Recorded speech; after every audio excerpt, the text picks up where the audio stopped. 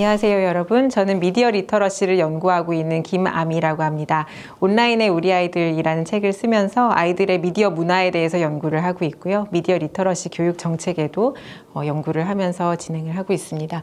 오늘은 여러분들께 디지털 성폭력 예방을 위한 구체적인 체크리스트를 소개해 드리고자 합니다.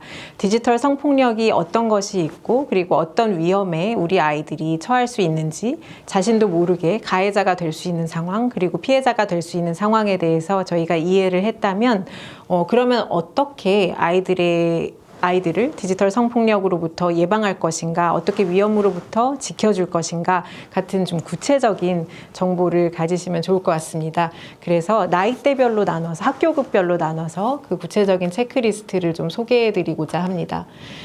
그래서 오늘의 강의에서는 자녀의 연령대별로 디지털 성폭력 예방을 위한 방법을 알려드리고 그것을 실천하실 수 있게 체크리스트를 제공해 드리려고 하고요.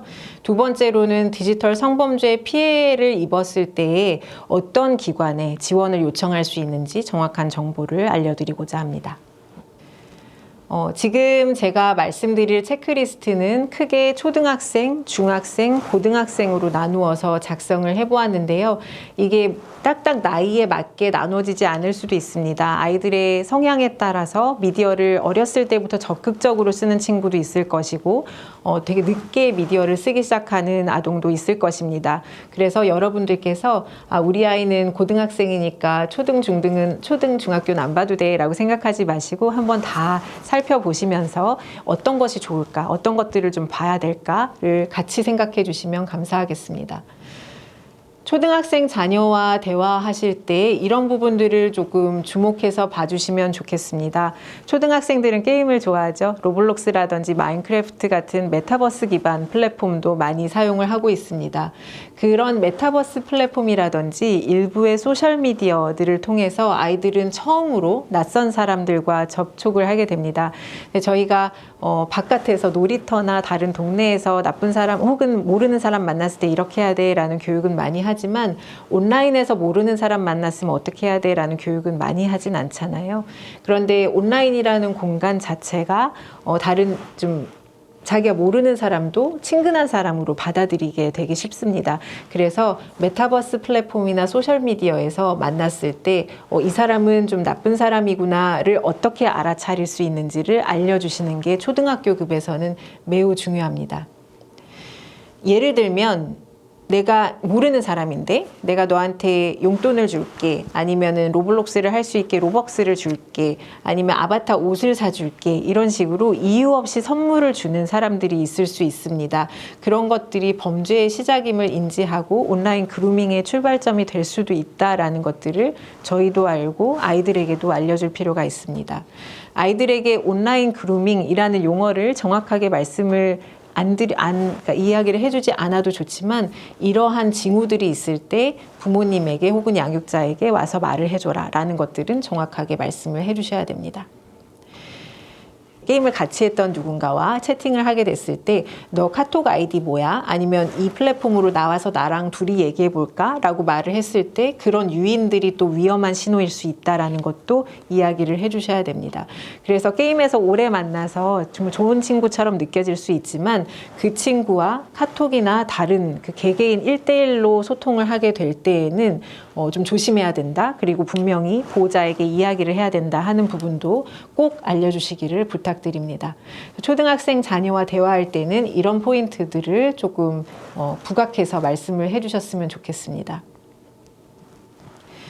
온라인 그루밍에 대해서 좀 말씀을 드려보고자 합니다. 사실은 온라인 그루밍이라고 할 때 낯선 사람이 아이에게 접근해서 그 아이에게 자꾸 친근하게 다루면서 이 아이를 결국은 이제 성착취 같은 것으로 이어가는 것이 온라인 그루밍이다라고 이해를 하고 계실 텐데요. 그 온라인 그루밍이 이어지는 이 6가지 단계를 저희가 한번 알게 되면 아이들의 징후를 포착하는 데 좀 도움이 될 수 있습니다. 그래서 6가지 단계를 말씀을 드려보고자 합니다. 온라인 그루밍의 단계가 1단계에서 6단계가 있다라고 전문가들은 이야기를 합니다. 처음에는 가해자가 피해자를 먼저 고르는 상황들이 있습니다. 그 피해자가 무엇을 원하는지, 취미가 뭔지, 관심사가 뭔지, 어떻게 호기심을 가지고 있는지 같은 것들을 파악하고요. 이 피해자의 그 취약점도 파악을 합니다. 외로움을 많이 느끼고 있는지, 혹시 가출한 아이인지, 빈곤의 상황에 있는지, 방임의 상황에 있는지, 나이가 너무 어린다든지 그렇게 취약점을 파악해서 그것을 파고들게 됩니다. 피해자를 고른 다음에 가해자는 피해자의 신뢰를 얻기 위한 여러 가지 활동들을 합니다. 일단 나도 그거 좋아해 같이 관심을 나누거나 너 그거 정말 괜찮은 것 같은데 나랑 좀 친하게 지내자 라고 친분을 만들거나 이러면서 피해자가 마음을 점점 열게끔 합니다. 그리고 나서 이제 피해자의 욕구를 충족시켜주는 행동들을 하는데요. 만약에 좀 외로움을 느끼는 친구였다면 칭찬을 많이 해준다거나 아니면은 약간 내가 게임을 더 잘하고 싶은데 보호자들이 뭐 게임 머니 같은 걸 못 쓰게 해라고 하면 선물을 준다거나 아니면 놀이공원에 데려가는 것도 이제 예시로 이야기를 하곤 하고요. 게임 레벨을 상승하게 도와준다거나 아이템을 거래하는 것도 이야기를 하고 있습니다. 성에 대한 정보를 제공하고 일자리를 제공하고 진로 상담하는 것도 이 욕구 충족의 단계에 들어가게 됩니다. 그래서 온라인 그루밍의 덫에 이제 잡힌 아이가 이런 식으로 피해자로서 이 가해자가 충족시켜주는 욕구에 점점 익숙해지고 나면 그 아이를 고립을 시키게 됩니다. 비밀을 만들고요. 가해자에 대한 의존성을 키우게 되고 그 다음에 관계를 성적으로 만들어 갑니다. 그래서 신체 사진을 주고받게 하거나 성적 대화를 나누는 기록을 남겨서 그것을 악용하는 경우들이 있고요. 다른 사람도 이렇게 해 라고 말하면서 그게 너무 당연한 것처럼 아이를 속이기도 합니다. 그렇게 관계를 성적으로 만든 다음에 통제를 유지하는 것으로 온라인 그루밍이 이어지게 되는데요. 아이를 조정을 하고 그리고 부모에게 말하지 말라고 협박을 하고 이런 것들을 내가 기록으로 다 남겼으니까 그거를 다 다른 사람들에게 알려줄 거야 라고 하면서 아이를 체념하게 하고 의존성을 강화하는 식으로 온라인 그루밍이 이어집니다. 그래서 이 6단계를 알고 계시면은 혹시라도 우리 아이에게 어떤 징후가 보였을 때 그것을 포착하고 아이와 대화를 나누실 수 있다라고 생각을 합니다. 체크리스트입니다. 지금 혹시 초등학교 자녀를 가지고 계시다면 이 체크리스트를 한번 보시면서 여러분들의 아이들의 그 미디어 생활을 한번 확인해 보셨으면 좋겠습니다. 자녀가 하고 있는 게임이나 앱 채팅 기능을 한번 살펴봐 주세요. 설정에 들어가 보시고 설정에 들어가서 낯선 사람과 대화할 수 없게 차단이 되어 있는지를 꼭 확인을 해 주십시오. 두 번째는 아이의 프로필 사진에 얼굴이나 학교 이름이나 그 자신의 이름이 노출되어 있는지를 꼭 확인을 해 주십시오. 그 프로필 사진을 보고 개인정보가 노출이 되고 있는지를 확인을 하실 필요가 있습니다. 자녀가 부계정을 가지고 있는지 다계정을 운영하는 경우가 많다라고 말씀을 드렸었는데 부계정을 가지고 있는지 그 존재 여부를 파악하고 계정을 관리하는 게 중요하다라는 이야기도 나누어 주십시오. 그래서 디지털 세상에 첫 발을 딛는 초등학생일 경우에 그냥 쓰게끔 내버려두지 마시고 부모님과 함께 혹은 보호자와 함께 계정을 열고 어떻게 이용해야 되는지 대화를 좀 적극적으로 나눠주시기를 부탁을 드립니다. 중학생이 되면 아이들이 소셜미디어를 훨씬 적극적으로 사용하기 시작합니다. 소셜미디어에 계정을 만들 수 있는 그 권장 연령이 대개는 만 14세 이상이다 보니 초등학교 때는 소셜미디어에 살짝만 이렇게 맛을 보는 상황이라면 중학생이 되면 적극적으로 소셜미디어를 사용하게 됩니다. 그것과 더불어서 중학생 시기는 집단의 영향력, 또래의 영향이 아주 큰 시기입니다. 그렇기 때문에 아이들이 이건 장난이야 같이 하자라고 했을 때 거기에 딸려 들어가기가 되게 쉽고요. 범죄와 장난을 구분하지 못하는 경우가 많습니다. 그렇기 때문에 피해자가 될 수도 있지만 가해자가 될 위험도 가장 높은 시기입니다. 그래서 중학생 자녀에게는 이걸 꼭 알려주셨으면 좋겠습니다. 딥페이크 같은 그런 합성물은 친구나 다른 사람의 얼굴을 나체 사진에 합성하는 것 같은 것들은 친구에게 피해를 주는 그런 범죄라는 것을 꼭 말씀을 해주시기를 부탁을 드립니다. 이거는 놀이가 아니라 처벌 대상인 범죄이라는 걸 인지할 수 있게 도와주십시오. 그리고 아까 또 말씀드렸듯이 불법 촬영물이나 합성물을 다운로드하거나 시청, 소유하는 것도 범죄라는 것. 그래서 소비하지 않는 것이 디지털 성범죄를 근절하는 첫 걸음이라는 것도 꼭 알려주시기를 부탁드립니다. 온라인에서 이루어지는 괴롭힘 같은 것들이 사실은 디지털 성범죄로 이어지는 고리가 될 수 있다는 것. 이것도 중학생 자녀와 이야기를 해주시기를 부탁을 드립니다. 중학생 자녀가 혹시라도 디지털 성폭력의 위험에 처해 있을까 같은 것들을 알아볼 수 있는 그 체크리스트입니다. 아이가 스마트폰을 이용하는 방식이나 장소에 갑자기 변화가 생길 때가 있을 수 있습니다.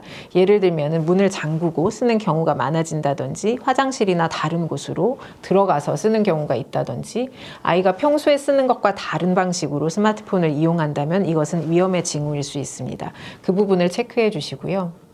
갑자기 고가의 물건이 생긴 경우가 있을 수 있습니다. 기프티콘이나 게임 아이템 같은 것도 그렇습니다. 그런 것이 갑자기 생긴 경우가 있다면 이게 어떻게 생기게 된 건지도 꼭 확인을 해 주십시오. 이런 것들을 알기 위해서 스마트폰을 강제로 뺏는 경우도 있을 수 있습니다. 근데 그렇게 하면은 그 대화가 끊기기가 너무 쉽거든요. 그래서 그 사춘기 자녀의 경우에 스마트폰을 강제로 뺏거나 내용을 허락 없이 보거나 하지 마시고요. 내가 걱정이 돼서 그런다? 이런 것들은 우리가 한번 이야기를 해봤으면 좋겠다. 이건 디지털 성폭력이라는 것에 위험이 있어서 내가 이렇게 얘기를 하는 거다라고 설득을 해주시는 게 중요합니다. 만약에 그럼에도 불구하고 아이가 이야기를 안 해주는 것 같다라고 느끼신다면 이런 위험 상황이 있다라는 정보라도 충분히 줘서 아이가 그런 상황에 닥쳤을 때 대응을 할 수 있도록 부모님이나 보호자에게 도움을 청할 수 있도록 도와주시기를 부탁드립니다. 고등학생 자녀와 대화하는 것은 조금 더 성인에 가까워진 그 대화의 주제가 될 수 있습니다. 예를 들면 데이트 앱이라든지 랜덤 채팅 앱 같은 것들을 아이들이 쓰는 경우가 있는데요. 여기에서 하는 행동들이 자신의 미래에 직결될 수 있다. 그리고 법적 처벌로도 직결될 수 있다라는 것들을 논리적으로 설득을 할 필요가 있습니다. 그래서 그 영상통화, 모르는 사람과 랜덤 채팅에서 영상통화를 하다가 몸캠 피싱처럼 이제 협박당하는 사례가 있다라는 것도 알려주면 좋고요. 그리고 온라인 데이트 폭력 같은 것들의 위험성도 알려주시면 좋습니다. 체크리스트입니다. 고등학생 자녀를 두셨다면 혹시라도 아이가 데이트 앱이라든지 익명의 채팅 앱을 설치하고 있는지를 확인하거나 질문을 하실 필요가 있습니다. 그리고 자녀의 계좌 입출금 내역 중에서 출처가 불분명한 돈이 있는지, 불법 도박 사이트에 접속한 흔적이 있는지도 한번 확인해 보시면 좋습니다. 특히 불법 도박 사이트 같은 경우에 성범죄 사이트와 배너로 연결되는 경우가 많습니다. 그래서 이 부분도 정확하게 확인을 좀 해주시거나 이 정보를 주시는 것도 중요합니다. 중학생 자녀의 경우와 마찬가지로 그냥 훈계조로 혹은 협박조로 이야기하는 것보다 사례들을 들어서 특히 이제 뉴스 사례 같은 것도 드실 수가 있거든요. 사례를 들어서 이러한 현상들이 있고 이런 법적 결과가 있다. 이렇게 팩트 위주로 정보를 전달해 주시면서 아이들과 대화를 하거나 아이들이 스스로를 보호할 수 있게끔 도와주시기를 부탁을 드립니다. 끝으로 디지털 성폭력이나 성범죄 피해를 입었을 때 지원을 받을 수 있는 기관 정보를 알려드리겠습니다. 디지털 성범죄 피해자 지원센터가 있습니다. 중앙에 센터도 있고요. 그리고 각 지역별로 센터가 있습니다.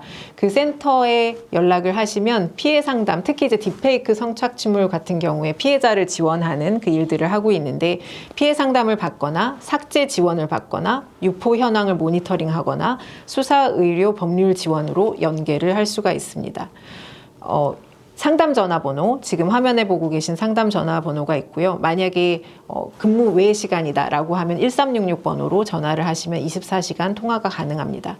게시판으로도 신고가 가능한 부분이 있으니까 이 기관을 만약에 딥페이크 성착취물 피해자가 발생했을 경우에 이용할 수 있습니다.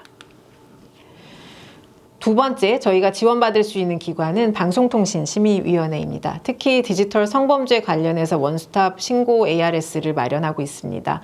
1377 누르시고 3번을 누르시면은 그 부분으로 신고로 연결이 되고 있고요. 디지털 성범죄를 신고하거나 디지털 성착취물을 삭제하거나 접속을 차단하는 것을 지원하고 있습니다. 그래서 이 부분도 참고를 해주시면 감사하겠습니다. 마지막으로 경찰청 사이버범죄 신고 시스템이 있습니다. 온라인으로 접속을 하시면은 그 범죄를 신고할 수 있는 부분이 있고 또 전화로도 신고할 수 있는 그 정보들이 들어가 있습니다. 이때는 피해 사실을 입증할 증거를 수집하는 것이 중요합니다. 그래서 어떤 피해 사실이 있을 때 그것을 캡처하고 저장해서 다 모아서 이제 신고를 하도록 이쪽 시스템에서는 요청을 하고 있습니다. 그래서 이 세 개 기관에서 여러분들이 도움을 받을 수 있다라는 것을 말씀을 드리면서 이번 강의를 마무리해 보고자 합니다.